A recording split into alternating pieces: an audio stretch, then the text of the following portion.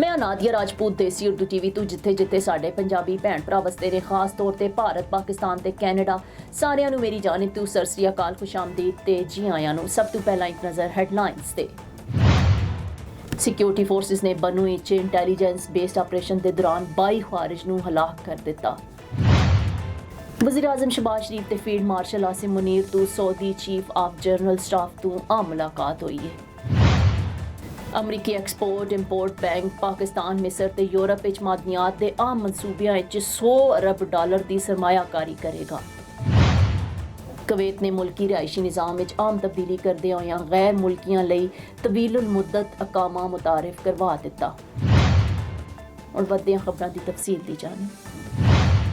ਤਫਸੀਲਾਤ ਦੇ ਮੁਤਾਬਕ ਪਾਕ ਫੌਜ ਦੇ ਸ਼ੋਬਾ ਤਾਲੁਕਾਤੇ ਆਮਾ ISPR ਦੀ ਜਾਨਿਬ ਤੋਂ ਬਿਆਨ ਵਿੱਚ ਕਿਹਾ ਗਿਆ ਕਿ ਸਿਕਿਉਰਿਟੀ ਫੋਰਸਿਸ ਨੇ ਇੰਡੀਅਨ ਪ੍ਰੌਕਸੀ ਫਿਤਨਾ ਅਲ ਖਾਰਿਜ ਤੋਂ ਤਾਲੁਕ ਰੱਖਣ ਵਾਲੇ ਖਾਰਿਜ ਦੀ ਮੌਜੂਦਗੀ ਦੀ ਇਤਲਾਹ ਤੇ ਜ਼ਿਲ੍ਹਾ ਬੰਨੂ ਵਿੱਚ ਇੰਟੈਲੀਜੈਂਸ ਬੇਸਡ ਆਪਰੇਸ਼ਨ ਕੀਤਾ ਗਿਆ।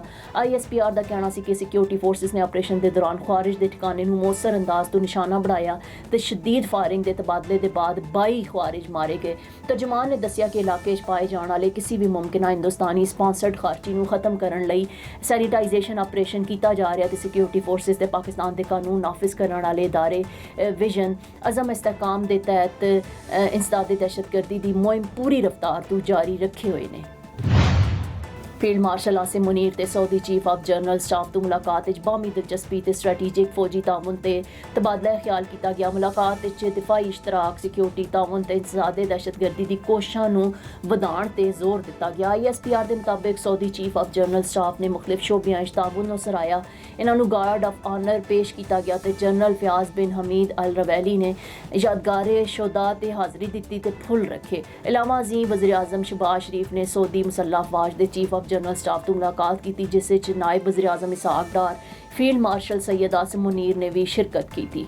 Now I am American. I have citizen. I still have my Salvadorian passport and now I have my USA passport. I am a citizen of the US. Khi cầm cái hộ chiếu Mỹ, con rất là tự hào mình là công dân Mỹ.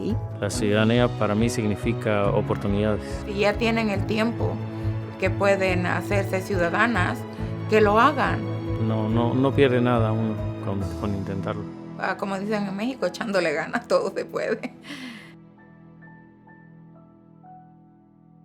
ਅਮਰੀਕੀ bank America ਤੇ ਇਸਦੇ ਇਤਿਹਾਦੀ ਮਮਾਲਿਕ ਲਈ ਆਮ ਮਦਨੀਆਤ, ਜੋਹਰੀ ਤਵਾਨਾਈ ਤੇ ਮਾਇਆ ਕੁਦਰਤੀ gas ਦੀ supply chains ਨੂੰ ਮਹਿਫੂਜ਼ ਬਣਾਉਣ ਲਈ $100 ਅਰਬ ਦੀ ਸਰਮਾਇਆਕਾਰੀ ਕਰੇਗਾ ਤੇ ਅਮਰੀਕੀ ਬੈਂਕ ਨੇ ਇਹ ਸਰਮਾਇਆਕਾਰੀ ਆਮ ਮਦਨੀਆਤ ਦੀ ਫਰਾਹਮੀ ਦੇ ਤਹਫੁਜ਼ ਲਈ ਕਰ ਰਿਹਾ ਤੇ ਜਾਨ ਯੋਵਾਨੋਵਿਚ ਨੇ ਇਤਵਾਰ ਨੂੰ ਸ਼ਾਇ ਹੋਣ ਵਾਲੇ ਇੱਕ ਇੰਟਰਵਿਊ ਵਿੱਚ FT ਨੂੰ ਦੱਸਿਆ ਕਿ ਸਰਮਾਇਆਕਾਰੀ ਦੀ ਪਹਿਲੀ ਕਿਸ਼ਤ ਵਿੱਚ ਮਿਸਰ, ਪਾਕਿਸਤਾਨ ਤੇ ਯੂਰਪ ਦੇ ਮਨਸੂਬੇ ਸ਼ਾਮਿਲ ਹੋਣਗੇ। ਉਹਨਾਂ ਨੇ ਕਿਹਾ ਕਿ ਮਗਰਬ ਇਹਨਾਂ ਆਮ ਖਾਮ ਮਵਾਦ ਦੀ ਫਰਾਹਮੀ ਲਈ ਹੱਦ ਤੋਂ ਜ਼ਿਆਦਾ ਇਨਹਿਸਾਰ ਦਾ ਸ਼ਿਕਾਰ ਸੀ ਤੇ ਇਹ ਸੂਰਤ-ਏ-ਹਾਲ ਹੁਣ ਮੁਨਸਿਫਾਨਾ ਨਹੀਂ ਰਹੀ। ਅਸੀਂ ਕੁਝ ਨਹੀਂ ਕਹਿੰਦੇ ਤੇ ਕੁਝ ਵੀ ਕਰ ਵੀ ਨਹੀਂ ਸਕਦੇ ਜਦ ਤੱਕ ਇਹ ਬੁਨਿਆਦੀ ਅਹਮ ਖਾਮ ਮਵਾਦ ਦੀ ਸਪਲਾਈ ਚੇਨ ਮਹਿਫੂਜ਼, ਮੁਸਤਹਕਮ ਤੇ ਫਾਲ ਨਹੀਂ ਹੋਣਗੀਆਂ।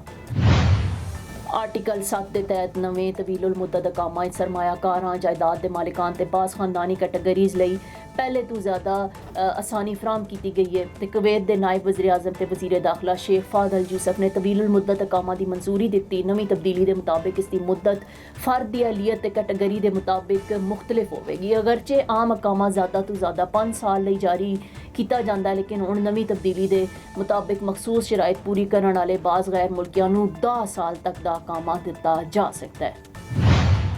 ਦੇਸੀ ਉਰਦੂ ਟੀਵੀ ਤੋਂ ਫਿਲਹਾਲ ਵਕਤ ਇਤਨਾ ਹੀ। ਮਜ਼ੀਦ ਖਬਰਾਂ ਤੇ ਅਪਡੇਟਸ ਲਈ ਵੇਖਦੇ ਰਹੋ ਦੇਸੀ ਉਰਦੂ ਟੀਵੀ, ਦੇਸੀ ਟੀਵੀ USA, DTV NN ਤੇ ਸਾਡਾ OTT ਪਲੇਟਫਾਰਮ DTV Flix, ਜਿੱਥੇ 3000 ਤੋਂ ਜ਼ਿਆਦਾ ਚੈਨਲਸ ਨੂੰ ਵੇਖਿਆ ਜਾ ਸਕਦਾ ਹੈ। Now I am American. I have citizen.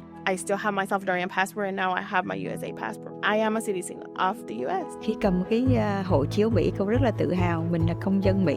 La ciudadanía para mí significa oportunidades. Si ya tienen el tiempo que pueden hacerse ciudadanas, que lo hagan. No pierde nada uno con intentarlo. Como dicen en México, echándole ganas, todo se puede. Neurological care is a pressing healthcare challenge in Pakistan.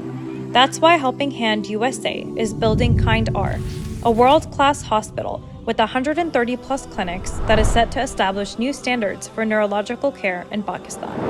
As the first phase nears completion, anticipation is growing for the launch in the second half of 2025.